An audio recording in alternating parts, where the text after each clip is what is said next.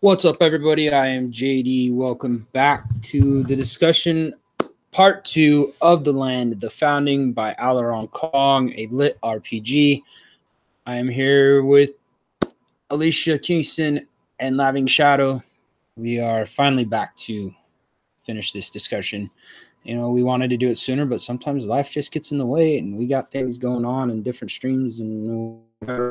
It happens. But here we are. So with that, I'm going to let my guests introduce themselves. Lav, if you want to go first, and then Alicia, and then me and Alicia have a surprise to show you guys. So go ahead.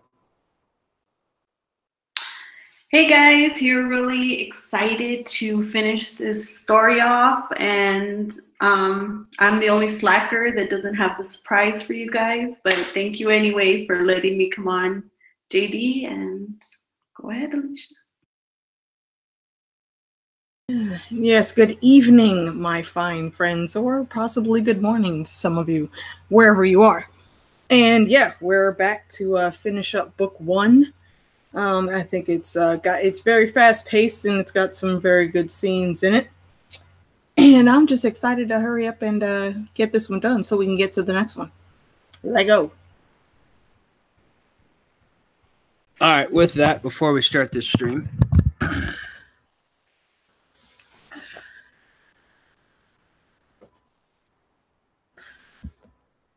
if you go into my comments on the very first stream we did for this, the author, Aleron Kong, came into the stream and said, for doing a 2-hour discussion on book 1, you all get free t-shirts. So I am rocking my Mist Village Mafia t-shirt.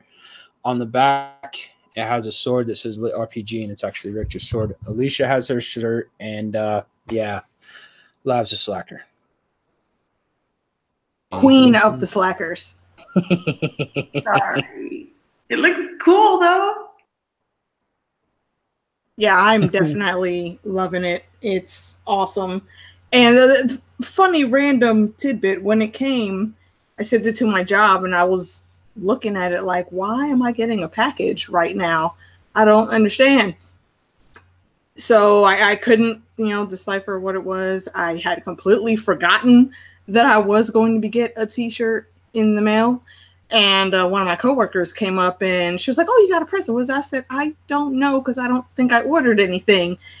And she was like, okay, well, I'll open it. I like opening gifts. I said, okay, you go ahead and do that. I'm going to stand over here just in case. And then she started opening and was like, wouldn't it be the t-shirt that you asked? A t-shirt? What? Oh, yeah, that. Okay, my bad. Yeah. So I giggled at myself for being an idiot. At least you remembered to ask for it, so don't feel too bad. So yeah, so huge shout out to Aleron Kong, freaking awesome. Absolutely, we did not expect this at all. Not at all. We're just discussing a story that we completely enjoy. So I was completely taken by surprise when I first got the comment. It went to the spam box on YouTube and I couldn't see it, and it was irritating the hell out of me. And finally opened it up and I was like, oh shit, free t-shirts, that's badass. So but yeah, huge shout outs to Aleron Kong. There ain't many authors out there that would do that, so it's freaking cool of him. Made me respect for that man grow even higher. He's a cool guy. So anyway, real quick recap on founding the land. Richter was playing the land with a bunch of friends. He gets to touch a runestone. Bam. His soul is transferred into the land where he meets an imp next named Zektris, and Zektris goes through the basics. The one thing we learn about the land is words have power, especially when you agree to something 3 times, and then it becomes like set in fucking stone. If you remember, Zektris or Richter says, I owe you one 3 times to Zektris, and now he owes the imp 1, and that could be bad. It could be really bad, but we don't know. Haven't seen him since. I'm 7 books in and waiting on book 8. With that, he kind of goes through a mission. He finds the sprites. He dies. He gets in a fight with Scion. Now they're best friends. They find the Mist Village and continue forth. They come into law basically to change out money and stuff. He runs into a guard that sends him to another guy that gets money. Yeah, it's been a fun story. If you want to know the great background, go back and watch the 2-hour discussion we did. But that's a quick update of where we're at. So Alicia, you made some really good notes for this. So if you want to start off with chapter 20, your quick breakdown notes of this chapter. All right, so we are basically getting ready to go with Tarad to hunt down where all of the human captives are. And along the way, while they're getting ready, Richter talks about, his village, and he needs people to come help build it from literally the ground up. So we meet Mama, and then we also go and we meet Hafiz, and Hafiz is just one of the most positive characters in this story. He's kind of great. Richter gets a whole bunch of cool things from his shop. I got one thing to say. Huzzah!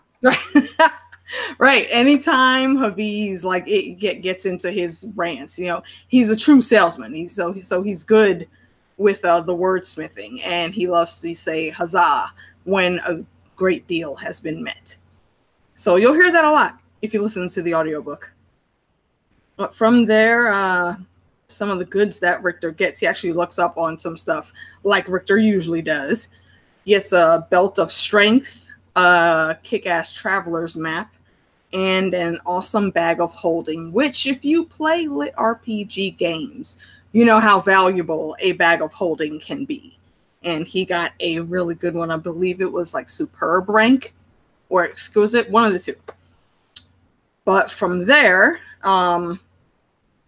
we go ahead. Richter learns some spells, tries to get himself up in muscle and skill to make sure he can handle what's coming at him. Because Tarad, why he can fight, and there's a few people that's with him that can also fight, not everyone can, and they're short of numbers anyway. That's why he basically brings Richter and Sion along, because he needs the muscle, he needs the skill.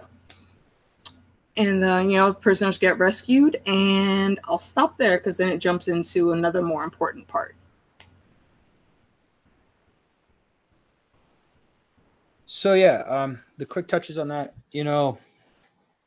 huge part of it is the reason we meet Hafiz and Mama and all this is because the guard Tarad was paying a underground group of thieves to get these non-humans out of the city after the king had passed a bunch of laws against him. And we'll find out a little later why it's so important to Tarad, but so he deals with a gang called the Nightblades, and come to find out things aren't working exactly how they're supposed to be going with this deal.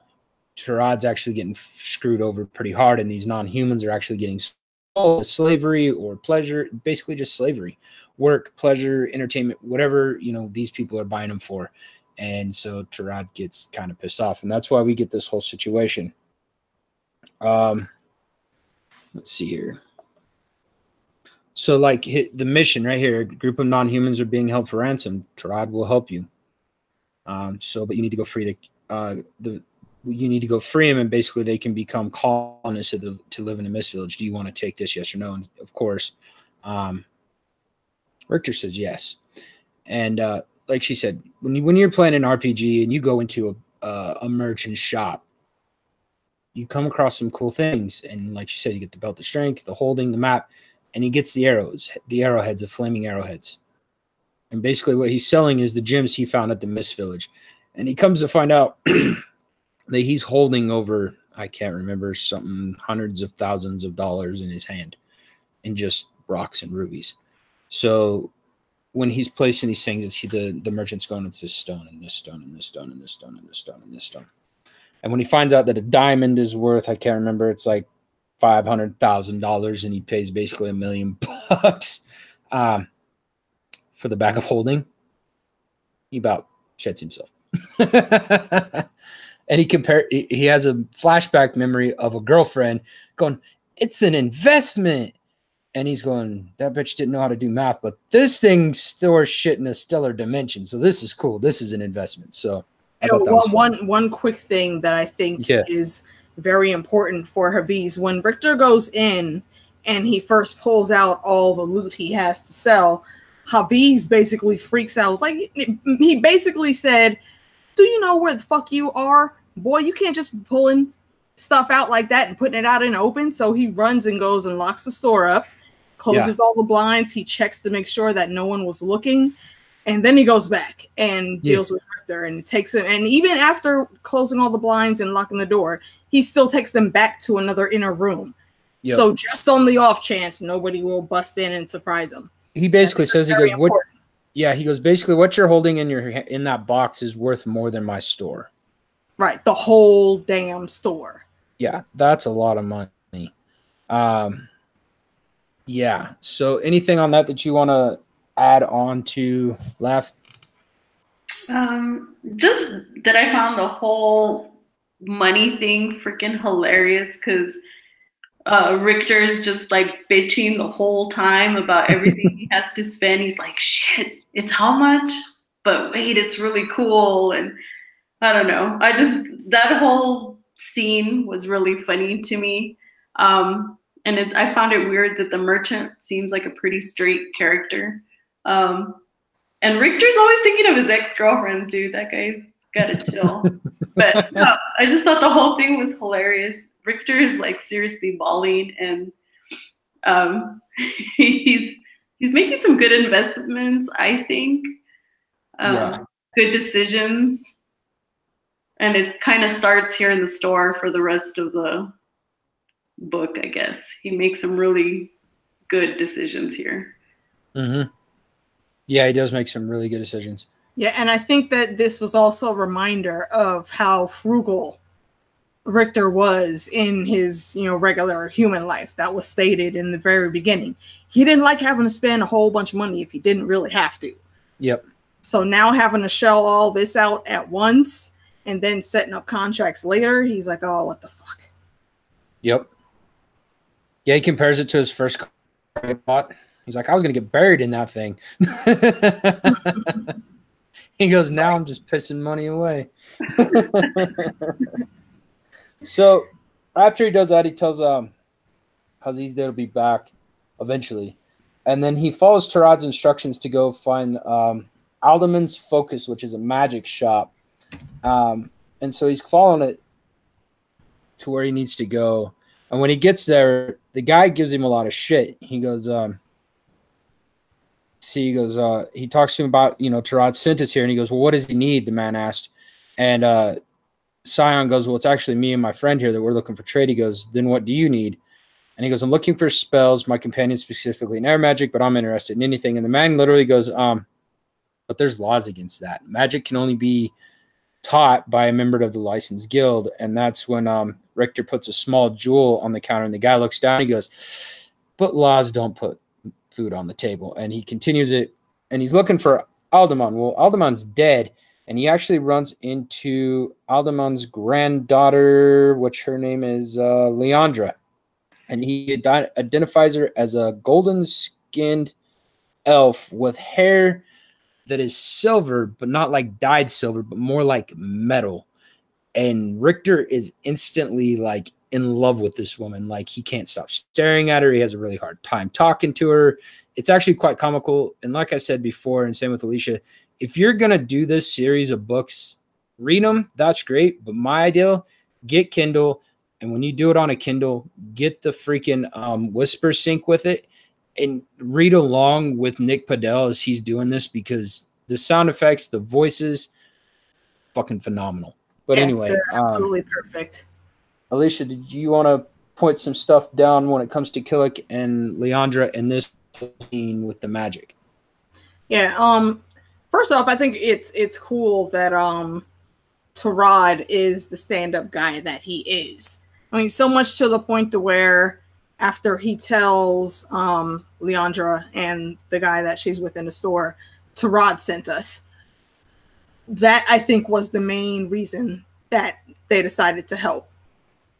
And Richter was left to wonder, like, how respected is Tarad? Like, who is this guy? What does he actually do here? So many people trust him, like, without any strings attached. And we find out throughout the story why, Tarad is so awesome. But I think about, all the stuff he got from the store and how they went about preparations. Richter, he got, he learned the spells that he learned and got some higher ranks that he wanted, not just to improve his skill, but he was also thinking about others and how much better he could be in helping. And I think that's very key when it comes to some of these things, because a lot of people will do it for their own personal gain. Richter does stuff for personal gain, but he also does have a code, and a lot of times when he does things, it's to benefit everyone in the long run. And I appreciate that about his character. The more, even like, I signed up for an emails from Aleron through litrpg. So like once a month I'll get an email from him.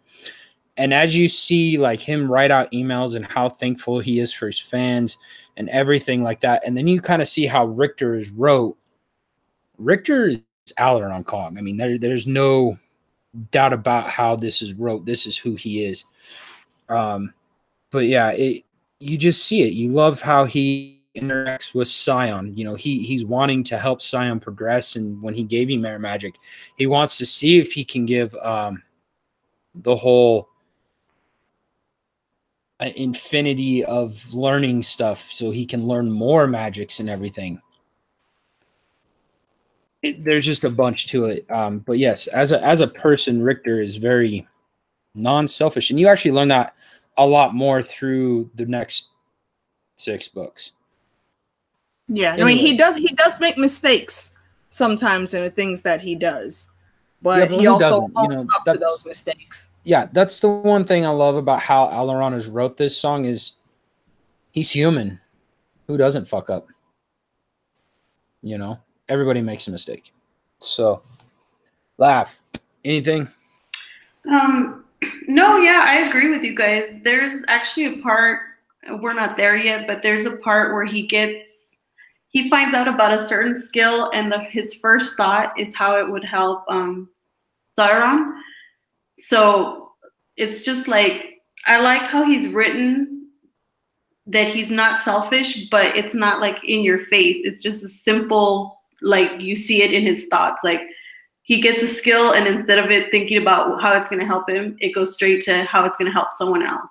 Mm-hmm. But he's smart too, and he does have like self-preservation. He's not an idiot, who's just gonna go out there and I'm sorry, I have to bring up Game of Thrones, but he's not gonna pull a stupid Jon move and run out into the battlefield and leave everyone behind and leave his plans behind. Like, Richter is gonna think more than that.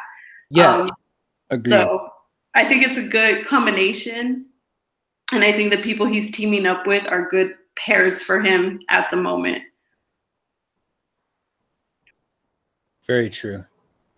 And you, in the battle, right before the battle we're getting ready to get into, you'll see how Richter's mind works, and you'll see it with him and Scion and the group they're with, and how he places Scion thinking about the overall situation and not just himself. So I want to get into the skills that the magics that he learns. Leandra asks if he has any experience in earth and water, and she's like, well, no, then you can only learn the basic skills. So basically she gives him 3 books. Book of Weak Warskin, which basically enhances his natural body armor by 2%. Book of Grease, which you can think of how that is. He spells it, a 10 by 10 square or foot area of grease shows up, and anybody that's on it slides, and it lights on fire. And then the last one is the Book of Weak Ice Dagger, which is he casts and gets it and throws an ice dagger. So pretty basic magics, but you'll see how they work towards the end. He actually really does use all 3 of them in the battle coming. And the one thing that he got that he goes, he really likes, the what he misses about home, everything being mass produced and it being so cheap, is he paid $600 for 3 books. Yeah, like they're basically in a time, and you know, Thrones bleeds into everything. But if you could picture, you know, Joffrey's wedding and how devastated Tyrion was when he chopped up that book, that's how valuable books are in Eve. Like, not a bunch of people don't know how to read, and one guild has pretty much monopolized everything on book making. So when things come up, you always have to pay the highest price to get good ones. Mm-hmm. In all fairness, I am going to say if those 3 books existed in this world, they'd probably be like $600 too. Probably a if you're piece. going to do magic, They would be more. Yeah, they would probably be more. But you know, the craziest thing about this situation, and the reason I think they really are so expensive, is when Richter opens it to read it, the book disappears. It's gone. It crumbles to ash. It's over. You know, it's end of story. That spell is no longer available unless Richter passes it on to somebody else. So. I do want to ask for clarification because I see a lot of, like, I'm not an RPG player, so I see a lot of like weak whatever spell or weak, you know, blah, blah, blah spell. I'm like, why is it weak? Because it doesn't sound that weak. Like the ice dagger one. So when you start out on a RPG video game, everything you do does minimal to basically no damage. And so it's weak. It's weak sword. It's weak fire flame. It's weak grease, weak ice dagger. So basically what it is he has to level it up until it becomes a better, and it's just ice dagger, or like his bag of holding is, you know, enchanted or whatever magically. It just is how he builds and levels everything, is how that becomes from weak to ice dagger to excellent, or however he's going to do the leveling. So like none of these spells are going to kill people?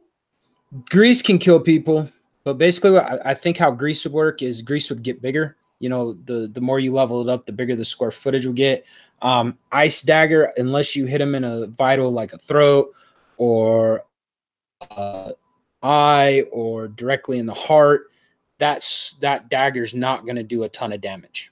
Kind of situation. All right, got you. Right, yeah, it'll hit, but it's like JD said, it's not going to do a whole lot. So once you level that up, though, you start seeing different things happening with the oil. They don't say specifically, but I think JD's right. It will like grow in the area that it covers, but probably some random perks will be like it spontaneously combusts when triggered. Just seems like something an oil skill would have. Right. Yeah, well, considering the battle we see later, that makes sense. So yeah, so how he pays for these is she's like, well, it's $600, and he kind of goes and chokes on it, and so he does an analyze on her and realize that she'd used 10% of her mana, and he basically gets her to reduce the cost, but he hands her the staff that he'd found, and she literally goes into like Gaga land, and she literally goes, she begins muttering to herself, leg bone of a frost giant, shaped in the waters of the great northern glacier, must have enchanted by, and then she comes back all of a sudden and she goes, it's a nice trinket. So whatever this staff is, she really wanted it. You got a nice out here. Go ahead, Alicia. Do you guys remember was it part 2? Yeah, The Mummy Part 2 with Brendan Fraser. Whenever, you know, some really cool shiny artifact comes out, Evie's brother Jonathan always has like this huge reaction, like he's just completely drawn to it and he wants to be rich, so he tries to take it. That's basically how Leandra was acting when she saw this, until she caught herself and was like, oh, well, you know, this is nice and all, but... And of course they have to haggle over the price and how things are going to go. And Richter makes it happen. So from there, I think they go back to Mama's Inn, if I remember correctly, and they finish up the planning, and they split into the teams, and Richter puts Scion with another group other than the one that him and Tarot are going to be in. And Scion's like, dude, are you sure? You might need somebody to have your back. But Scion's being put there because he's a great archer, and they're going to need that in the other guy's group. So again, like JD was saying earlier, Richter does try to look at the end results more than just, right here, right now. And it was funny because Eve is just a very, very horrible, prejudiced place. And the guy, I don't think the guy that Scion initially had to basically put in his place was any type of, racist, but he did make a snide comment because of Scion's size. And Scion, in response, just quickly knocks an arrow, shoots, and the arrow hits like into a crate that's right beside the guy. Was that too soon? No, you're right, but he doesn't shoot the arrow. When he draws it, he puts the arrow right here in the guy's throat. So basically, before the guy can move, Scion's like, and he's already knocked an arrow and put it in the guy's throat, and the guy goes, "Oh shit, okay." I missed that part. Yeah, he goes, right here. That one. I'll show you right here. He goes, looked at disbelief. Hey, little man, are you sure you can even handle yourself?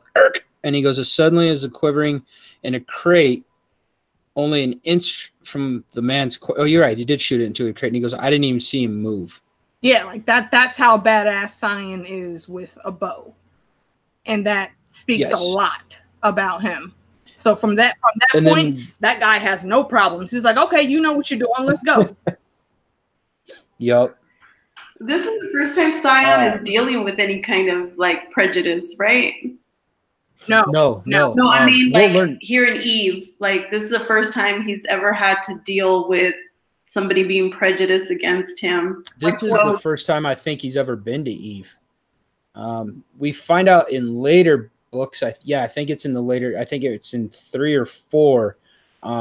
We learn why Scion did what he did to Richter. But Scion was very, very prejudiced towards Richter when he showed up because of what happened to him in his past. So there's a lot of it, and I think the way Richter carries himself, like you see him walking around the market before this scene, and he's going, or no, it's when he goes to see Mama after this, and he's going, holy shit, like people are staring at Scion, and he goes, I'm used to people staring at me and looking at me weird, and he goes, this is awkward because now it's my friend, Right.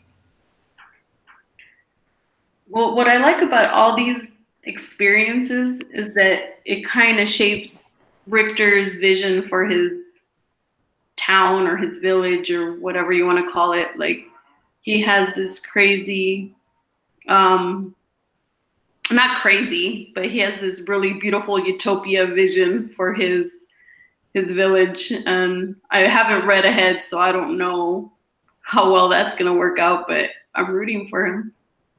Yeah, I think honestly, if I were in Richter's shoes, I would be doing the exact same thing. It's like if I ended up in Westeros, I'm gonna be that idiot that goes to Shy and learns all that dark magic, and then goes and fucks with R'hllor and learns all the firebender stuff. And I might just mess around and go north beyond the wall and, figure out all the warging and skin changing shit. Everything that can be done magic, I would do. Yeah. And Richter has the exact same vision. And really, why would you not want that I agree. Why wouldn't you? Your home space? Yeah, the whole closed-minded, ignorant shit. This is why I love this story so much is you see the open-mindedness of people in this story, which is awesome. Mm-hmm. There was one thing I forgot to say that it just like clicked in my head from earlier in Haziz's merchant shop. When Richter gets the map, he remembers Xerxes telling him that this is bigger, that this place is bigger than the earth. And he goes, if that's true, and he like zooms out on the map, he goes, I've seen 1% of 1%. Yeah. Yeah, So the way the land is built is fucking crazy. massive. Yeah. And huge. Anyway. Yeah, very huge. Yeah. So anyway, after they do that, after everybody splits up, Richter decides to spend some time playing around with his new spells while he's waiting for this mission to start. And he's playing with the ice dagger, and he can feel like the coldness of it, but not really the sharpness. And when he let his focus off of it, the sensation disappears, and then but it had never been painful or displeasure to him. So he's kind of curious about it. But the one that he goes, okay, and he casts grease, and he's like, well, I don't understand why it didn't work. And then people start like slipping and sliding everywhere, and he goes, oh, and they're like, who in that, they're like trying to figure out who did the spell, and he's kind of sitting there with like this really shit-eating grin on his face, and they're like, really? I love that part. And then he decides to like sit down and just kind of hang out for the next however long. He has a total bro reaction. He sees that and he's like, oh, that's what it does. And all the kids start looking at him like, bruh, for real? Word? That's what we doing right now? And Richter's like, yeah, my bad. He at least has the forethought to look contrite about it, because you did that shit, dummy. Yeah. Richter will push the button that says don't push. Right. He's curious. Well, he's a curious dude, which I mean is good, right? I don't know if y'all watched Eureka when it was on Sci-Fi many moons ago, but there was a character in that, and his name was Fargo. And he was one of the most top-notch scientists in the town, but he had a ridiculous curiosity that any button or switch or anything that he saw, if it said do not push, he wants to know why, so he pushes. Mm-hmm. Shit goes off, and the sheriff comes in like, Fargo, it said don't touch. What the hell were you doing? He said, I am Fargo. You know damn well I'm still going to touch it. That's what I do. That's Richter. Yeah. Yeah. That's why he's learning all he learns. That's Richter 100%. So if you guys are ready, we can move on to chapter 21, which is the actual battle. Let's get to the rescue. Oh, wait, hold on. Right. What was it, before or after he got the reputation prompt? After. Okay. Yeah, it's after the mission. So, right. That's when we get the, I think I've seen you, or what does he say?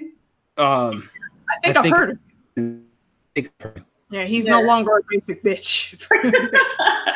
So this is when Richter gets kind of like challenged by I think it's Jeremy, and he so everybody splits up. They're going away, and there's two guys standing outside, and there's two wire traps that they can see, and he goes, they're right around the bend. There's two of them. I can take one for a distance, but the question is, are you any good with the bow? Or any good with that? And he's indicating to Richter's bow. And he goes, well, I can handle myself. He goes, but I cannot guarantee a silent kill, though. So if you remember from my first discussion, he learned imbue arrow, which means he can pour mana into the arrow and make it like glow. And when it shoots, it makes like an impact shot instead of just a normal shot. And he goes, okay, well, we'll see. And he goes, as long as the killing them, keep it quiet, and then we'll get out of here safely. And he goes, if you hear any screaming, come running. And he sneaks around the corner, and he's not gone 5 minutes, and he starts hearing screaming. And when he runs around the corner, Jeremy is actually holding his ankle in a trap, screaming. And so they kill off the two guys, but one guy gets the alarm off. And he goes, the other guy's like, whoa, stop, don't step in the puddles. There's spikes in there. Moving on from that, if you guys want to go into any more details on that one. I know that it hurt our team, but I thought that little tidbit was kind of cool. Random puddle that you think it's safe, but no, you will get spiked. It's a clever trick. I'm trying to remember how shady these guys are. They're smart and they're shady. Wasn't it Skyrim when you fought one of the guilds? There was traps and shit in puddles. I can't remember which guild it was though, but like you're running through like a tunnel and it's like an old waterway, and there were certain traps in the water. Might have been. I don't think I played Skyrim enough to remember. Yeah, it's been a long time since I played Skyrim. I haven't played it basically since I beat it and put it down. It's such a long game. So they get past that. Keep working forward. They have to get up top, basically, because if they don't, Tarad's like, we got to go. Because if we don't, our guys up top are going to get slaughtered. Yeah. And he goes, are you still with me? And Richter goes, yeah, I finished what I start. And he casts weak haste on himself and readied another arrow. Tarad raised his mace, pulled open the door, and he slammed it shut again immediately with 2 thuds heard from the door, and the door quivered. A third thud was punctured from a crossbow bolt piercing the door. He smiled wildly. 2 of them on the left and 1 on the right, and then began to open the door again, and that's when they kill them all, and they keep moving forward. But there's more people in it. He goes, it's worse than he could have feared to hear on the feet and the stairs coming back, and he's quickly he casts grease. And he goes, what next would have been funny if it wasn't for the life or death situation with all 5 combatants starting windmilling their arms and struggling to keep their balance. Tarad went down first, and then Richter shot his opponent in the shoulder, dropping her to the ground. Jeremy managed to collapse a chair. He felt bad for a moment of ending a life of a man that could have not defended himself, but then another thief came down the stairs. The 5 minutes of duration of the spell hadn't ended yet, so he fell flat on his face too. Could you imagine that? Like, you're in a video game and you cast grease, how hard it would not be to laugh when people start falling on their ass?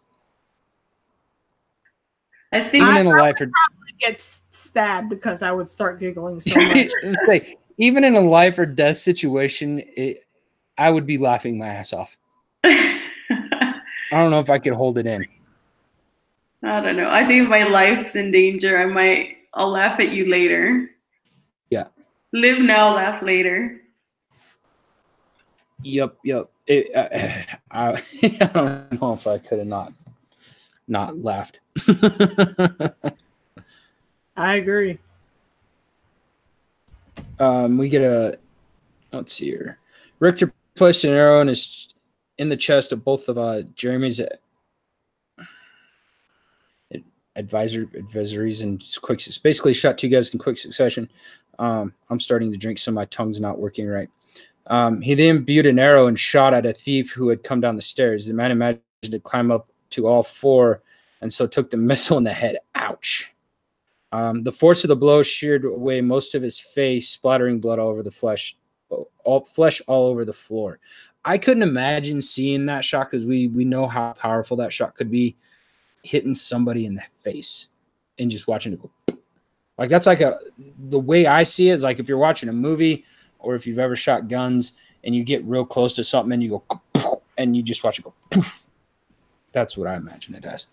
Yeah, that shit was crazy. It made me think of The Walking Dead. There was a scene in one of the earlier seasons where a zombie like squeezed himself through a too small part and like his whole face was ripped off. And I imagine that that's what something like what Richter saw, just with more blood and guts. Yeah. Up until this point, I know Richter has like killed things and stuff, but up until this point, like Richter's kind of sweet and kind of like doesn't like killing things or feels bad about it. It's like this battle, he turns savage. Like, this is the switch where he just goes from like kind of sweet to like, holy shit, this guy can really fuck you up. And it's crazy because it gets worse later, but I mean, this is the battle where I'm just like, oh, okay, Richter's not all that sweet. You best not mess with Richter. There is a reason that he's like that, but that's a tad bit further ahead, I think. Yeah, so, it is. JD, let's pull out the prisoner and go from there. Okay, so they kill some more people in that one. As they're getting ready to walk up the stairs, they realize that there's a bunch of people up there. So Tarad tells Richter, shoot up there and use your power to clear them out. Richter peeks around the stairs with which were mercifully clear. He donned a mana potion, waited a few seconds, calmed, and knocked the arrow till the charge with black flashes ran over the gold ore. Then he released. The arrow struck the top of the stairs, resulting in a boom in a confined space, which made their ears ring. By the judgment of cries and pain from above, the thieves had been hiding, and they were suffering far worse. Jeremy and Tarad rushed up the stairway, which is, we understand. Following behind the others at the top of the stairs, Tarad and Jeremy turned left and immediately start swinging their weapons. Richter looked to the right, but saw nothing except a darkened hallway. He turned to cover his comrades and immediately felt an intense pain in his lower back. A warning indicator showed massive damage and health dropped hundreds of points. Turning his head, he saw a man behind him. The thief had stabbed him with a dagger above his waistline.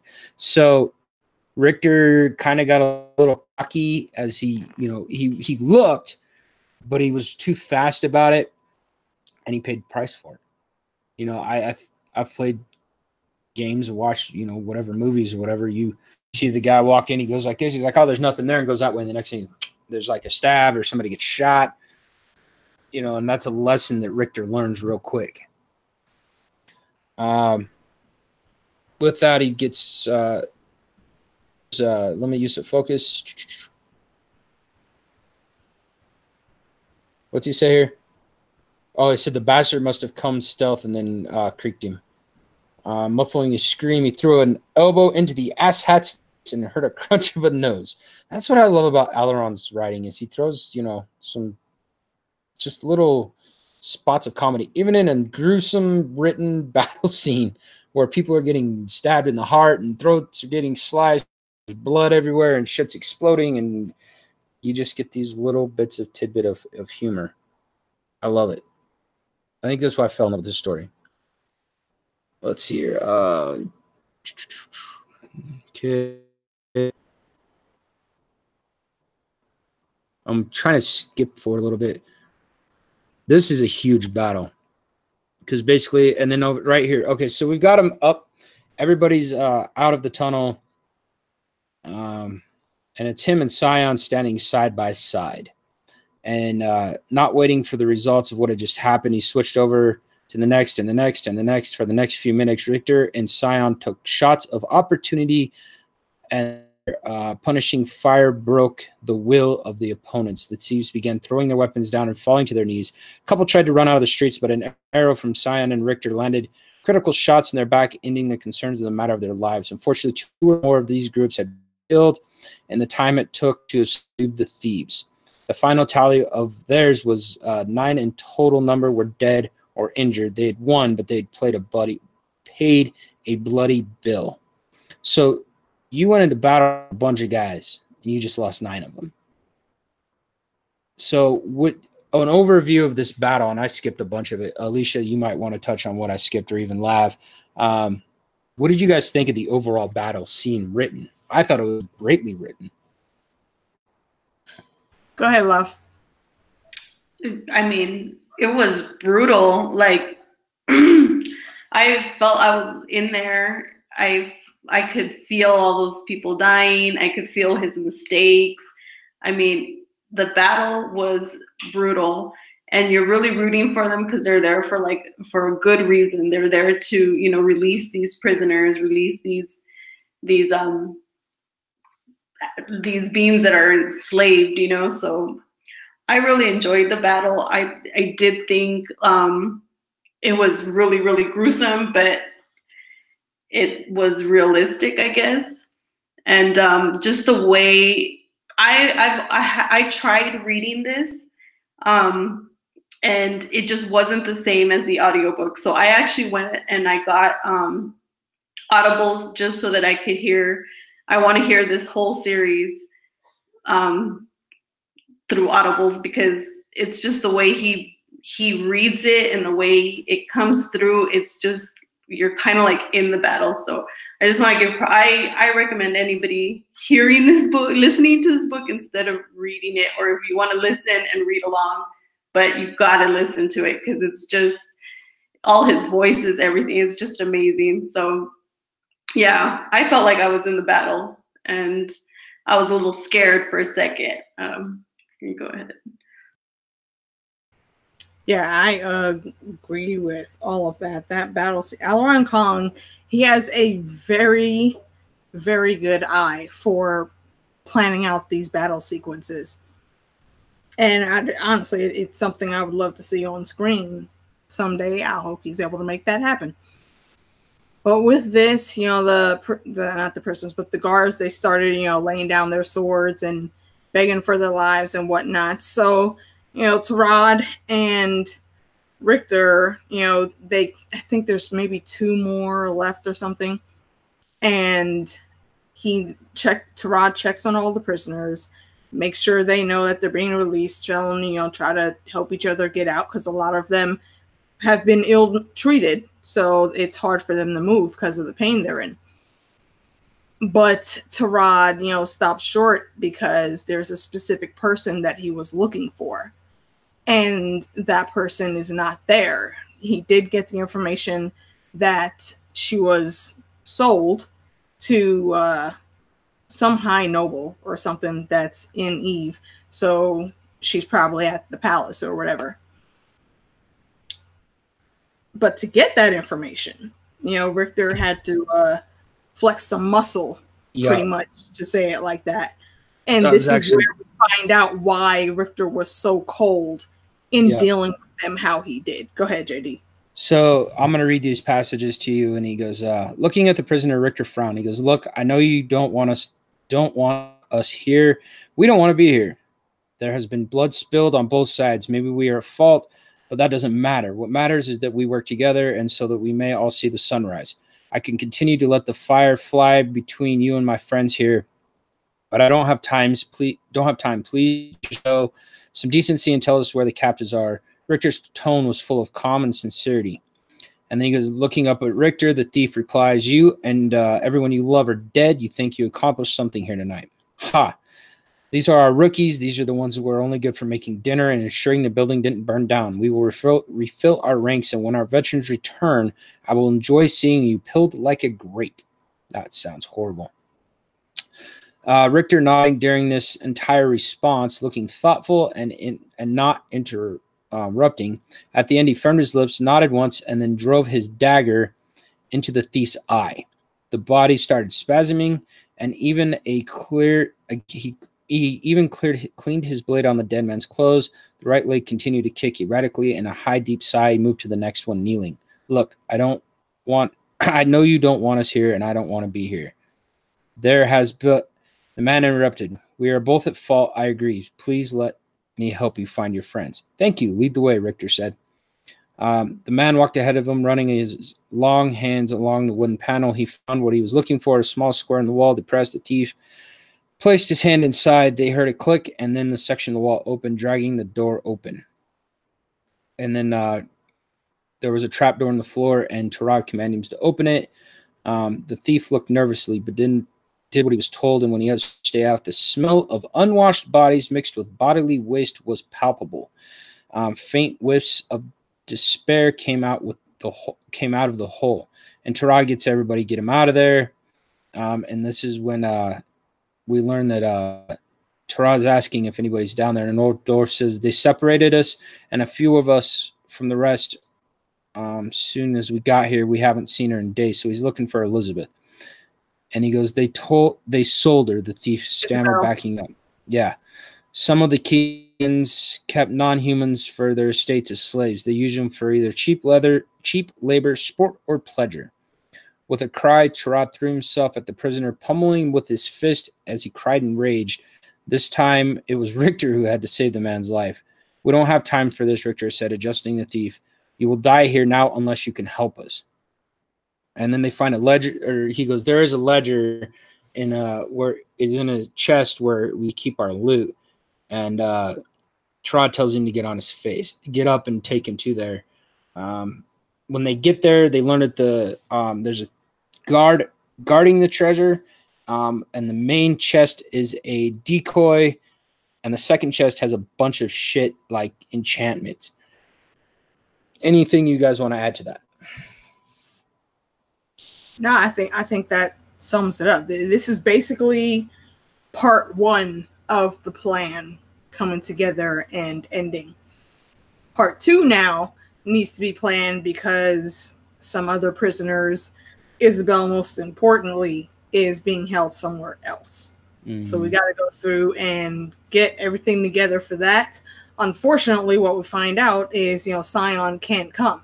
And that's because they have to go undercover into the main palace. And having a non-human there is going to completely give them away. It has to be just Richter, Tarad, and I think there's maybe 1 or 2 other humans that went with them to do it. And, they go in, they start the plan. It's very simple, but timing is everything. And that's what they need. And they do utilize it well. They go ahead and find Isabel. They were almost caught, but, they ended up getting out. But then they get stopped by someone they did not expect to see. And I'll stop there so Lav can give her thoughts on that. Well, first of all, going back to Richter, nobody else was shocked at how easily and cold-blooded he killed that guy. I mean, he doesn't flinch. He doesn't and then the way they describe the guy as twitching and he's like cleaning his knife on him. I mean, I get it. I'm on his side, but I was like, damn. Richter went like ice cold, like really, really fast. And then you hear the people coming out of there and they've been sitting in their own filth and all this stuff. And you're just like, I don't know. I felt it for some reason in that part, and it was just really disgusting. As far as the saving of Tehran's woman, it's weird how the actual rescue mission is not that exciting. It's what happens afterwards that it just goes full on nuts. So I'll stop there so you guys can go on ahead with that. All right, yeah. To fully explain Richter's coldness, it is, Richter is a person of color. So when it comes to things like slavery or someone just imposing their will on innocent people, he is very gung-ho about correcting that mistake. Yep. So that's why he really gets cold-blooded right here. And he says as much to Tarad. These people were slavers. I have no fucking sympathy for them at all. Well, I get that. And I mean, like, I got no sympathy for slavers, but I'm saying, like, there's one thing when you're angry and you're fighting, and it's another thing to just look at someone and stab them in the eye, and while they're there twitching in front of you, wipe your knife on them. Like, I think a lot of people are like, oh yeah, I could do that. But like, could you really do that? It's not something that's in most people. So I just feel like I love Richter. I think he's like an awesome dude, but I'm like, that guy could go dark if he wants to. He can go really freaking dark. When you start getting into the next books and you learn about the gods of the land, you learn why chaos seeds are the way they are, especially in book 7. There's a lot to it. But we got past the battle, that whole sense. There's one thing I would like to say. We learned that the assassin's name, his name is Neil of the Knight's Blood. And he ends up killing his comrade to make sure that when this is all found out, he's the lone survivor and it's his story, not a collaborated or he gets fucked or stabbed. It's his story. But there's one thing I want to say right here. Most of us in this community have read A Song of Ice and Fire. And the one thing we learn through George's words in life is words are wind. They mean nothing. Opposite of this story, when it comes to Aleron Kong, words are power. And I want to show this to you right now. And she goes, he would have killed you despite what I agreed to. Now, say you owe me for saving your life. And Neil goes, I owe you, kind sir. And he goes, say it again. I owe you my life, sir. And he goes, I'll say it one more time. Richter said, enunciating each and every word. The thief clearly knew what this was meant, but could say little in rebuttal after seeing the murdering and rage of in Tarad's eyes. There was no denying that he owed his survival to Richter. He bowed his head and spread his arms wide and said, I owe you, my lord. Richter looked the man at the eyes and said, thrice heard and witnessed, and a prompt reinforced his word.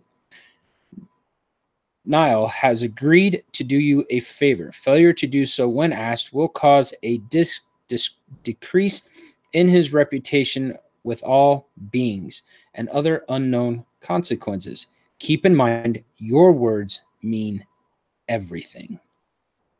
I love that about this story, that it shows that what you say can end up biting you in the ass. And don't get me wrong, I've said some shit in my life that has turned around and bit me in the ass. And so one thing I love George's story. So one thing that drives me nuts when he, especially lately, that words are wind. Drives me fucking bonkers. I don't know if it does it to anybody else, but it drives me fucking bonkers. Anyway, with that, he tells him to run. He goes, I'll collect on a day when I will collect on what you owe me one day. Nell ran off, vanished. They take the chest, and then Richter casts grease and then torches the room as they left. And Richter, Scion, Tarad, and the men who had been guarding the final thief then turned their backs on both the light of the fire and the darkness of their deeds, walking into the gloom of the tunnel. I love how that was written right there. How about you, Alicia? Yeah, that shit was awesome. It was basically, you know, the mic drop of battle. Okay, we got this. Set this shit on fire. We out. And they get back to Mama's. And I love Mama. Mama is seriously awesome.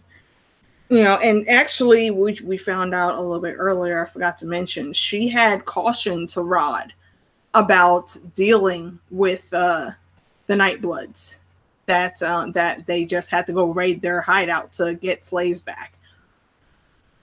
And she was like, why the hell did that happen? You know, because she knows Isabel too. And I think, you know, a lot of people were very good with Isabel's family. That's why she was so worried about her.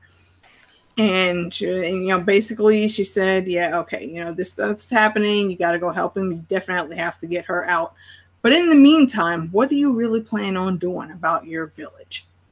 And, you know, Richter said, you know, his basic thoughts. And she was like, yeah, all right, but let's say you do get everybody there. How are you going to feed them until, you know, hunting and crops can be harvested and whatnot? And how are you going to do this? How do you know what needs to be done for that? And Richter is basically sitting there like, huh, okay, yeah, there's some things I didn't think about. So Mama was pretty much instrumental after that in getting a lot of not just humans, but a lot of the other races too, to go with Richter and, you know, pledge themselves to making this village something that they can safely thrive in. And on top of that, we also meet the awesome Randolphus. And Randolphus was basically the John Aaron to Robert Baratheon. I can't tell you enough how much his skill as being hand of the Mist Village has saved Richter 1,001 headaches when he started this whole thing. But before, you know, we get all into that, we do have to go rescue Leandra. So go ahead. Not Leandra, Isabel. Leandra's the other one. So basically after that, we get a prompt. Richter's archery gains, imbue arrow gains, his herb lore reigns, his focus reigns. I love this. I love how this is written. And this is why I like the way he's doing this RPG. I've read a couple other RPGs, but nobody has done it like Aleron Kong has. You've proven yourself to be honorable. You chose to save the life of a comrade rather than eliminate a threat. In a key moment, you choose to honor life rather than pursue death. Be true to yourself and find your Pacific power. +2 charisma, 3% decrease in critical strike chance and critical range. So when he chose not to kill that guy and to save his friend, that was a great point in this. But with all this, my favorite line in this whole story: crush your enemies, honor your allies, and live. I love that line, especially the way Nick Podell reads it out. It's phenomenal. He just puts so much enthusiasm to it. So he goes through all his skills, blah, blah, blah. I'm not going to read all this shit because it's kind of boring. So after that, they find out Tarad tells them they need to get to Aldemon's focus so they can open it, but there could be both magical and non-magical traps on it, and that's why they need to get it to him. And then it ends up being Leandra and Killick staying up like 3/4 of the night trying to open up this thing. And if Richter or anybody else would have tried to open it, it probably would have killed everybody in the room. I'm not going to go over a lot of this because it's just a lot of them trying to open it, them swinging, sleeping, and all that shit. Let's see here.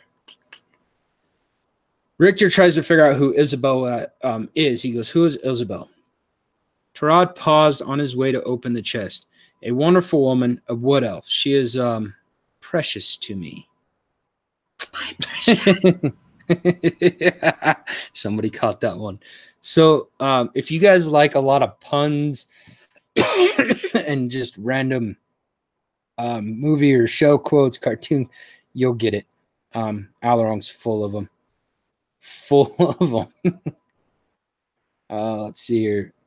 I'm going to while I'm looking for things, if you want to go over the chest or anything you want to go into before we find where Isabel is at, go for it. Either of you. I don't really care. I think Lav had to step away for a sec. I thought that this part, when he brought the chest to Leandra's shop, the guy opened the door and, once Tarad explained what it was, he was like, "Dude, why did you bring all this fuck shit to my doorstep? Do you know how hard I work to keep my lady out of the drama and ridiculousness? And here you are with this fucking chest that was stolen from who knows where and can have whatever traps." But then, Richter uses his skill. Tarad also has a little bit of gift of tongues, and they end up helping out and getting everything together. We find out where Isabel is, how they can get to her, and they start planning again from there. I just love this sequence because it's very fast paced with the ending to the book. There's really not that much more plot points left that we have to hit. And I just love how everything flows together so seamlessly. It's awesome. The way Aleron wrote this, I do apologize. I was having I went to type something and then my whole thing went haywire, so I had to close out of YouTube for a second. But you're right. The way the end of this story is laid out, with the opening of the chest, Richter getting the 2 histories of magic, Tarad figuring out where Isabel is. Aleron does a good job. There's certain things, guys, I'm not going to spoil you on. We're not even going to talk about how this book ends. There's major plot points that we're not going to go over, but we're going to give you the basic overview of this story. And I'm telling you guys, if you haven't done it yet, get off your ass. Go to Kindle. You don't have Amazon, go to Audible. But either get the Kindle version with Whisper Sync or get the Audible version and just listen to Nick Podell talk. He does such a good job of reading this. It's phenomenal. I read 3/4 of book 7 before I bought the Whisper Sync version to listen to, and I started it at the beginning because I wanted to hear how Nick Podell read it. he is a freaking phenomenal narrator. He's probably between him and Derek. Let's just say between him and Derek Perkins and Tim Gerald Reynolds, if you have him on the right story, are probably 3 of my favorite narrators of all time. They're fucking awesome. All 3 of them. Just going to leave that there. Yeah. All right. Lav, since you're back, do you have any thoughts on the events leading up to going to rescue Isabel from the palace? Are you talking his preparation for his village with Mama, or? Yep. Just that everyone should listen to Mama, because apparently she's one of the few people that has like just common sense. Gotta love that woman. She's smart. She's got common sense. She points out the obvious to people who, when they're like just not seeing it at the moment. So Tehran should have listened to her, and I'm glad that Richter is smart enough to listen to her. And it's just crazy how many people are putting their lives on the line to get Isabel. But yeah, that's about all I have to say about that bit. Let's say, Mama reminds me of that, 1960s grandmother that was very strict to her grandkids. And you did this, this, and this, and there was nothing in between. If you fucked around, you got your ass whooped. That's what Mama reminds me of. Right. Like she said, in a Bronx Tale, Calagero's dad was like, I hate seeing wasted talent. Mama, she's like, I don't want people wasting my time. Mm-hmm. If you are going to do this and you're about this, back the fuck up. If you are on that level of fuck shit, don't even speak to me. Just go the fuck on with that. I want no parts of it. But if you're actually a stand-up dude and you're going to truly be, giving people a safe place to live, then I'm down. And, Mama is basically the most credit, I think, gets the most credit for all of the people that went with Richter. Like, she vetted them, and there ended up being like a very long line of people to get through, and she did that shit for Richter. And then, of course, she charged for her labor because she a hustler. You got to make money. So I get it. I don't fault her for that at all. Oh, she earned every penny. Oh, yeah. Oh, absolutely. Absolutely. Oh, yeah. I mean, Randolphus by himself, I think, was worth everyone else. And she threw Randolphus in for free because, like she said, Randolphus, his skills were being wasted working for her. And she knew him and Richter would be a great match for this village that Richter's trying to build. And she was not wrong. Mm-mm. Not at all. Here's a good before we get to Mama perspective of who Richter is.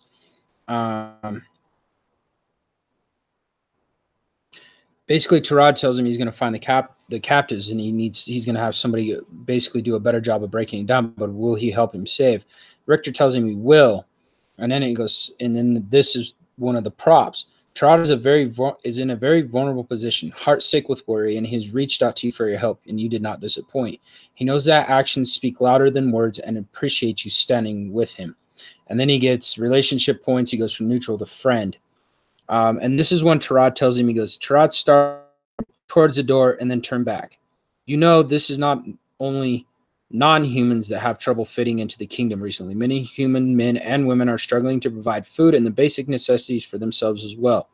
There's a building in the Grand Market where journeymen often went in the days past. They could be found there by those who needed their services. These days, many humans congregate in the Grand Market every day for all different types of professions and walks of life, just looking for a few coin. If you aren't too exhausted, you could stop by the market first before coming back to the inn. I warn you, though, the difficulties of their lives have made some of them extremely bitter and hateful towards non-humans. Be careful who you invite into your village. You will find the Grand Market on the western slope. And this is when he goes into finding Mama. And there's one thing you don't do to Mama, You don't lie to Mama at all. Never. You don't lie, and you do not waste her time. Not at all. Let's see. Where's Mama? It's right here. So this is where I was talking about earlier, where he kind of figures that when Scion's getting stared at by everybody because he's the only non-human walking around. And he's like, oh, that's kind of weird. Let's see. I'm trying to find Mama's conversations. Not there. Not there. A lot of just the one thing that and Aleron's great about it, and I'm not going to go through it, is the description of what's going around and what's going on in Richter's life, what's going on in the squares, everything. So this is when he meets Mama, and he goes, Tarad sent us. He told us you were a person we should trust. Her face twisted with a sight as she digested. With a twitch as she digested the information. Her mouth opened and she continued to do the same tone, but perhaps a touch of less volume. And why should I trust you? Why should I trust you? I mean, that's a perfectly honest question. She don't know him. And Richter repeated, you should never lie to Mama. And she got a twitch again. And then she goes, so how is Mr. Tall, dark, and brooding? It's always good. Right. Tarad is basically... what's his name from The Hobbit? The dwarf prince. Damn it, I cannot. Oh, yeah. I know who you're talking about. I can't think of his name, but I know who you're talking about. Yeah, Brody McBroderface is what he was nicknamed, and that's Tarad right now. Yeah. Well, I can imagine why you're trying to help all these people, and it ends up biting you in the ass. He's missing his honey.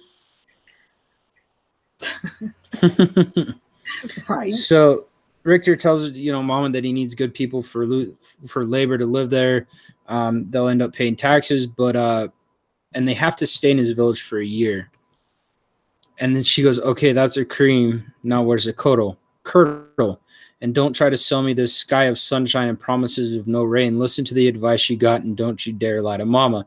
And Richter goes, the woman's tough, and then he took a breath. It's in the forest of Nadria. It has many resources, but no infrastructure yet. We would be building from the ground up. I also need everyone to agree to not leave for 1 year. Security matters to me, but I promise anyone who wants to leave after a year, I will see back to Leaf's crossing myself, which is pretty cool. And she goes, you ask a lot, staring at him. I need to think this over. If you can wait, you can rest over there a while and conduct your business with the rest of these good people. We will talk when I am done.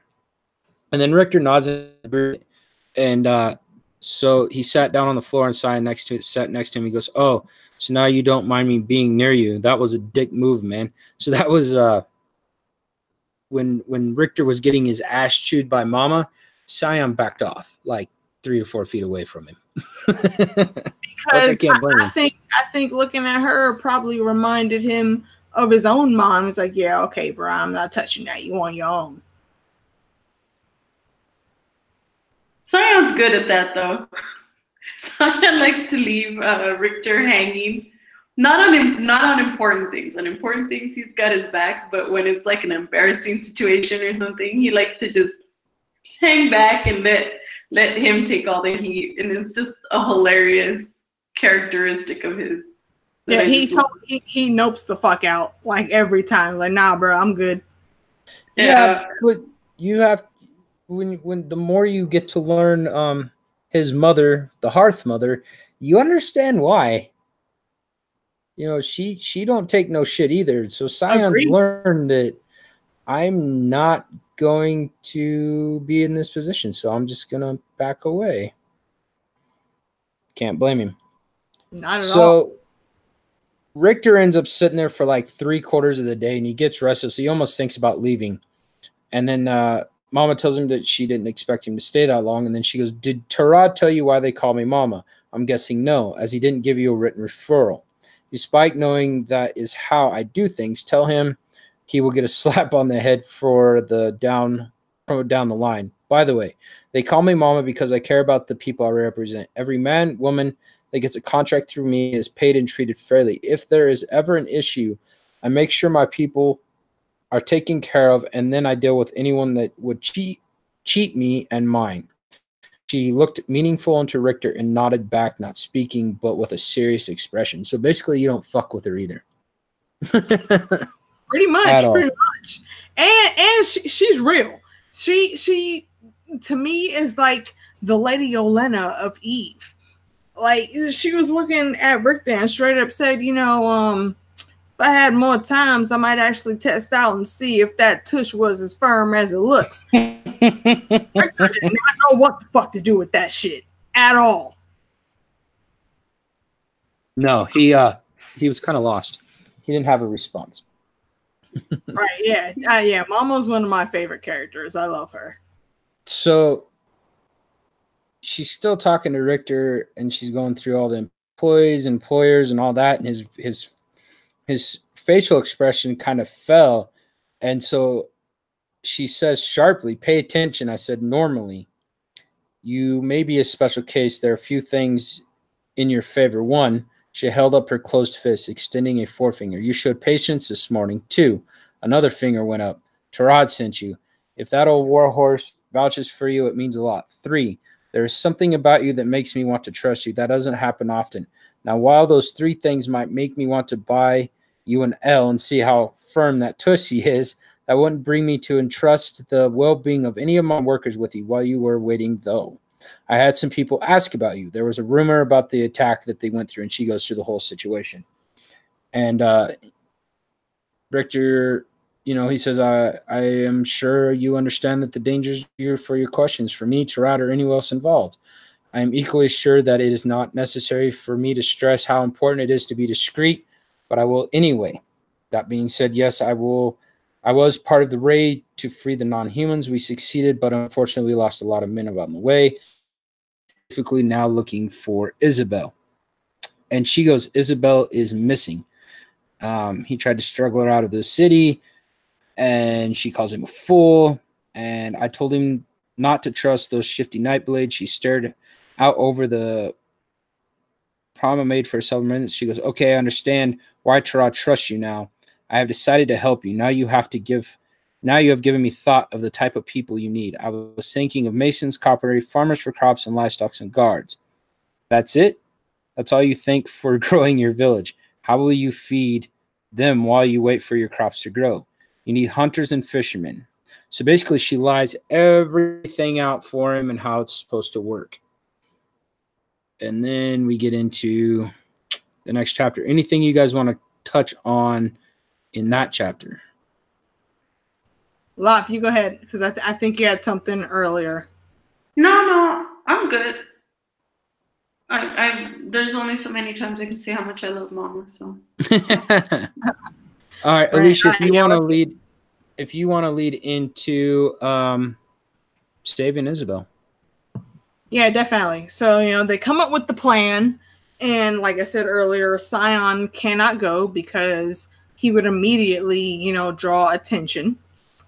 So Tarad, Richter, and a couple other guys go to the palace to get Isabel. And Tarad had an inside guy that worked in the kitchens, I believe, and, you know, told him how they could get in, blend in with the workers. You know, meals are expected to be delivered at this certain time, so you could blend in. You could be the one to take the meal up, so you can go, you know, explore, find out where she is, get to the place where she is, and, you know, put their plan in motion. And it actually runs pretty decently smooth. I mean, I think there's maybe one slight hiccup, but it was corrected quick enough that it didn't harm them too much in getting out. And one thing that I thought was kind of funny, you know, it wasn't Tarad, it was one of the other guys. I don't remember his name, but him and Richter got into this random conversation about like how lavish everything is in this castle. So we're like, you know, we can save Isabel, but we might be able to go ahead and stuff some things in our pockets or our bag of holdings, you know, on our way out. And that's exactly what they proceed to do. They get Isabel, they get her out, they take care of the guards that almost stopped them, and they basically rob this motherfucker blind as much as they could, and they get the hell out of Dodge. But then this lone guy comes up, and his name is Ronan, and we find out that he was or is the leader of the Nightbloods gang, and he's about to have some beef with Richter. He is a level 22 profession rogue. And even Richter goes, Zektris told me that only badasses in the land and high-ranked people have professions. And this guy has a profession, and we're all about to get our ass kicked. They go into the battle with him and Jeremy both disappearing. Basically, Rowan distracted him long enough to get the Nightblades behind him, and then this big battle occurs again. In the middle of the battle, Jeremy dies when Jeremy and Rowan reappear. Jeremy has a knife in his throat, and Jeremy's knife is in Rowan's side. Richter turns, and everybody's like slipping and sliding on the grease, and Richter fires a fire arrow and starts a huge fire and killing a bunch of Nightblades. It's when two of the guys grab Rowan and they escape. We get back to the inn, and this is when Richter tells Tarad that you're no longer safe here. You need to come with me, everybody, all of your friends, everybody we saved. You guys need. I will provide you a home at the Mist Village. And then he goes back to Mama and gets a bunch of people to help him. And yeah, so if you guys want to continue off of that.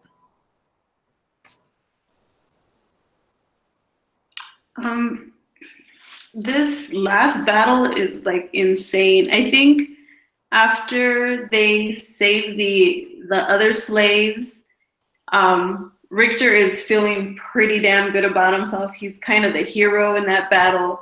He's doing awesome with his village. The rescue of Isabel goes like super smooth, and then bam, he gets his ass whooped. And he almost loses two of his like good buddies. And I mean, he almost loses everything he worked for. So this battle is insane, and you meet Ronan, and he's insane, and he's got his mage, and it's just like, it's almost like chaos for a little bit. And even though I kind of felt like Richter would survive, I was really, really scared for him. And I was really, really scared for his homies in this. And we do get some losses, and it was pretty bad. Alicia? Hello. Uh-oh, did we lose her? Oh, she had to go for a second. She'll be right back. So yeah, that was a crazy scene. The one thing they're worried about when they depart the city is the attack vessel, but Tarad, informs them that the kingdom really doesn't have attack ships. They more have quick transport ships to move people quickly and around where they need to go. And that's about as far as they get. And they get to Leaf's Crossing with no issues, no problems. And the one thing about the Mist Village is it's surrounded by a confusing mist that nobody can see through. Give the people or the captains or any of the ship crewmen any access to the village. He gives he can grant his people that, and he does, and he grants them all that. So they actually navigate everybody through the mist to where they can stop, unload, and then it's like another 10-mile trek into the Mist Village or something stupid like that. And he actually brings the mist 2 miles back to where when Haziz is supposed to deliver like goats and a bunch of shit, that he'll be able to do it. And the one thing Richter's really stoked about is he's like, I'm gonna bring good food, not just mutton. He's thinking, I'm gonna bring bacon cheeseburgers. I'm bringing roasted goat stew. You know, he's thinking of I'm bringing all this food to this area. I think that's one of the things that I like the most about Richter, because I am also an extreme lover of the foods. Me too. And if I Love got food. to a place like that didn't know necessarily about how to prepare different meats, I would absolutely monopolize and capitalize on that shit immediately. Oh, fuck yeah. I mean, it's a total open market, and no one would be able to duplicate anything that he was doing with the different sauces and whatnots. I think that's a sound business move. He definitely has that in the right. That'll keep the people from leaving in a year, that's for sure. Oh, exactly. Yeah. Exactly. I was Lady Dreamfire made a good comment here. She goes, "Me too, except mutton. I will pass every time." Yeah, I don't do mutton. I don't really like sheep all that much. I had one time in my life, I went to great uncle's birthday, and they had slow roasted over a charcoal and wood pit fire for something like 15 or 18 hours. It was the one and only time I ever liked sheep. One and only time. Other than that, lamb, no. I don't do goat. I don't do lamb. It's just a funky flavor. I can't do And that. oddly enough, Richter's exact line was, well, not exact, but summarized line is, I can't wait to bring all of these things in so they could see that there's more to dealing with meat than just making mutton. He absolutely wants to upgrade that shit because he's from our town. We can't do with just one type of meat. We have to have like all of the protein and gotta have variety. Gotta have variety. Right. Like how do you only survive on mutton? Man, that's just unfathomable. Well, I guess the one thing about sheep and see, that was the one. Yeah, the one thing about sheep is they are very abundant in the land. I guess you would say they're everywhere. Mm-hmm. I've come to realize they're kind of like everywhere. Cows. Yeah, they're like cows are for us. Yeah, they're kind of everywhere. So mutton's probably their biggest thing. But he's like, no, we need bacon, we need burgers, we need sausage. Richter's mind's like, I need food, I need fried chicken. That's what makes me question some things. Like all these centuries, y'all haven't figured out how to do anything different with the sheep, right? Really? Are we just skinning them, trimming them, and putting them on the stove, and that's it? Nobody invented no seasonings. Nobody thought that, hey, if sheep's taste is good, let's go try this cow or this bison over here. What's that taste like? Hey, let's go cut this pig open. Still your number one meat. Right? Yeah, I don't get it either. I'm with you guys. Like I'm a hunter. Like I grew up on deer and elk and rabbits and turkeys, and I grew up on everything. And yeah, like even then, like I got regularly sold in stores. I got so burnt out on elk and deer that I ate it so much that I was like, oh, beef. But now it's like I haven't had it in a while. I'm like, ooh, elk and deer. I always give people shit. Like everybody's like, oh, I eat organic now, and I just start laughing. They're like, what's so funny? Like I've been eating organic before organic was cool. Like we grew our own vegetables and we hunted our own meat. Like that's just life. Right. In the West Indies, there's very rarely any part of any animal is spared.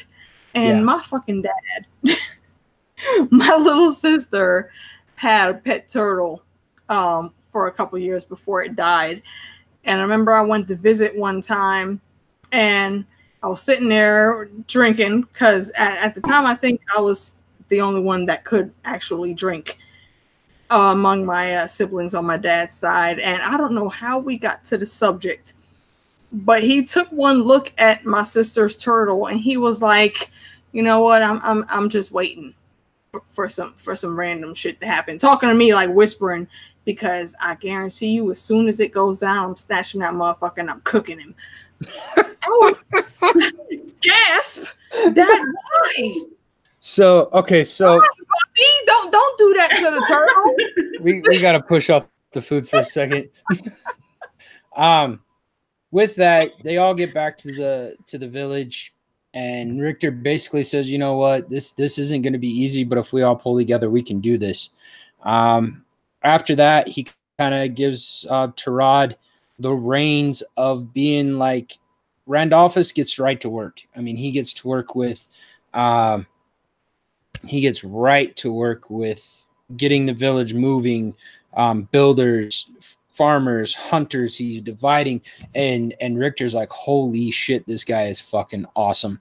Then he gets Tarad. Tarad basically is like security, military, and Richter's like, well, I could sleep for a week, but the Hearth Mother's still there, and she gets ready to send him on a mission because of goblins and bugbears that are raiding around him. And that's where this book ends. Literally, that's it. End of the story. You're going to go hunt goblins and bugbears, and that's the end of book 1.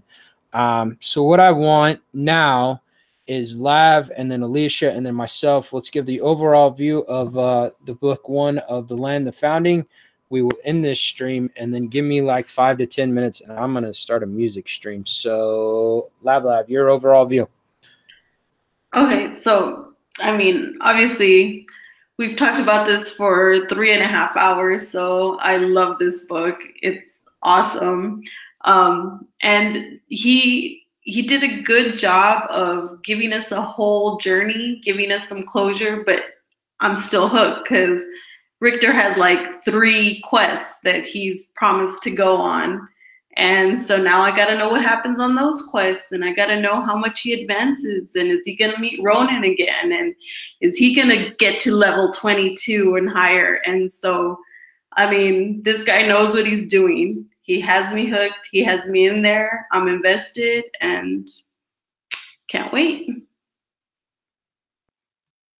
Yeah, agreed on all of that. You know, it's really awesome. You know, once they escape and they get back, you know, Richter touches base with Randolphus, and you know, even before they got to the village, Randolphus was showing his skill, and it's you know, when you're a leader and you're in charge of such a massive project, it helps to have, you know, a second, basically, you know, your hand of the Lord or whatever your title is. People were already going to Randolphus. They knew like he was the one getting everything together.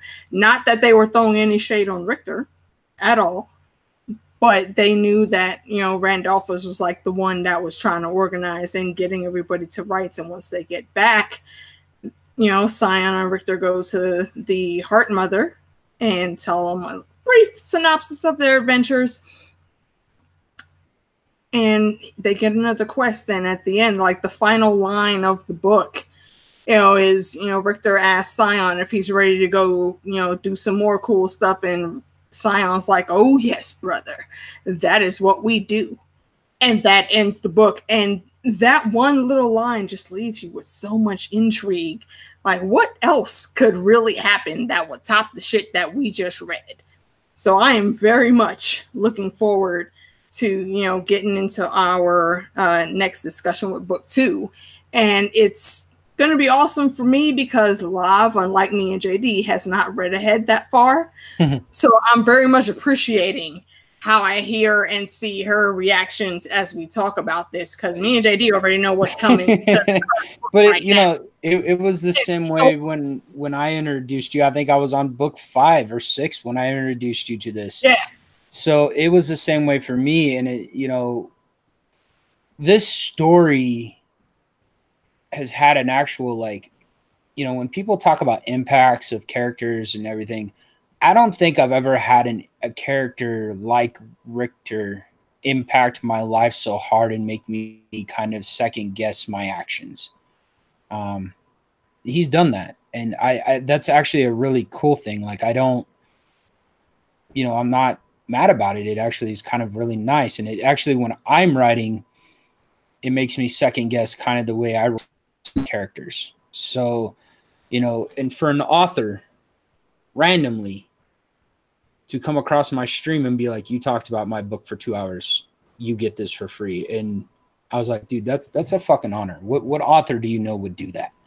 And so I to read all 7 books and literally bouncing on my feet going, dude, when are you going to tell me when book's 8 out? Because I want to know what happens next, because the way book 7 ended, it was a complete and honest, beautiful disaster. That's exactly what it was. And I'm like, now what? All you can say is basically, what the fuck did I just read? Uh-oh. Yeah, get excited. Get excited, because it really only gets better from here. And I surely can't wait until we get through book 2. I think it's going to be a phenomenal ride. And we are definitely going to do this for the whole series. I think book 7, we may end up having a split into 3 parts, because it's a long, I'm guessing 4. book. Yeah, I think that would be accurate. Because the rest of the books we could split in 2. If we had the time, we probably could do them all in one shot. But a lot of times we don't have that much time to put on the stream. Yeah. But book 7, woo, yeah, easily 4 or 5 parts. And it, as he progresses his story, the one thing about this, the reason we were able to speed through it so fast is it's literally the building block, and it just gets deeper and more continuous as we go, and the more relationships and stress levels and everything that comes into book 2, 3, 4, 5. It's awesome. Anyway, with that, last words where people can start, and then we will finish. I will cut this off. So, Lav, go ahead, and then Alicia, and then me. So you can find me on Laving Shadows. I have not been that active because I've been super busy, but hopefully I can get back on it. I usually do horror. I love sci-fi, all that kind of stuff. So if you're interested in that, you can find me on my channel. And thank you, JD. Thank you, Alicia, for bearing with me and my slackerness. But I'm trying. I'll get there. Cool. Yeah, no, you never have to apologize for that, because life happens. It's not even being a slacker. Life happens, and we got to deal with that before we think about anything else. But yeah, thank you, JD, for introducing me to this series and having me and Lav on. It's always a pleasure to hang with both of you. For me, as of right now, you can probably catch me a lot in the Geek Chat 1 page on Facebook.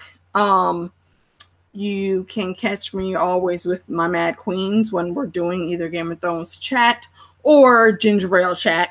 It varies. You can catch me with my homies on the wall. That would be Mackenzie Burns, John St. Baptiste, Johnny B. Crazy, Lauren Cullen, also known as Lauren's Corner, and quite a few other people with Episode Club. I think we'll have a few podcasts up over the next couple of days, so stay tuned to that. That'll be on Mackenzie Burns' channel. Besides that, I think there's another relay coming up for a countdown towards our April 14th premiere for Game of Thrones. I will be live streaming my reactions to each episode, so watch with me if you're in my time zone. I think that's pretty much it for right now. Otherwise, just, you'll see me in the chats of, pretty much every other Game of Thrones YouTuber, because they're awesome like that. Nice. All right, so I am JD. If you don't know that, I don't know what the fuck you been. Brother of the Hype Swatch. Been trying to figure out how to get a stream with those guys, but the biggest thing is my life and their lives. We conflict with schedules, and that's just the way it is. Other than that, all right, hold on, JD, I'm sorry, real quick. Speaking of the Hype Swatch, if you go to Lauren's Corner, channel. She recently did an interview with Don the Kraken Wit, who we have not seen for quite a long time, and I think it was a very powerful, very moving interview, and I encourage you guys to go ahead and check it out. Yes. Kraken had some stuff in his personal life that came up and he had to get dealt with. So I'm very happy to see him back doing stuff that he loves. Yeah. Anyway, train of thought. Trying to work with Don Willie to get another Rogue Watchers stream going, which I'd love doing the Rogue Watchers because it's fun. You just got to keep your eye out because we might share it, we might not, and you never know when we're going to come on. Other than that, I'm probably going to do some reactions to the final season of Game of Thrones right after the episode's over, hopefully with the Hypes watch. I hope.